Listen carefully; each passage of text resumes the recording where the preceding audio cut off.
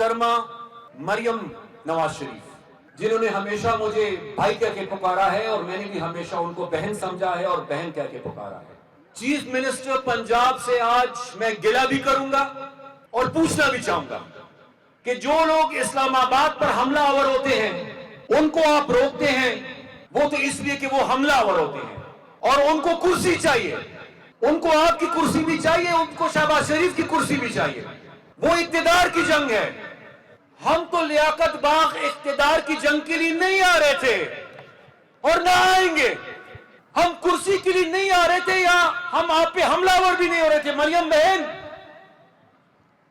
ذرا پوچھیے اپنی انتظامیہ سے، آپ کے صوبے میں پختونوں کے ساتھ امتیازی سلوک کیا جا رہا ہے۔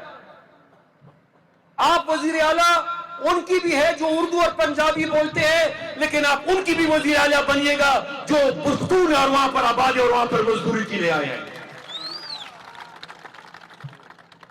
ہم لیاقت باغ اقتدار کی جنگ کے لیے نہیں آ رہے تھے، بلکہ پختونوں کے ساتھ جو ظلم اور زیادتی وہاں پر ہو رہی ہے، ہم صرف اس لیے آ رہے تھے کہ ہم ان پختونوں کی آواز بن سکیں۔ اور آپ کی انتظامیہ نے، آپ کی حکومت نے ہمیں روکا،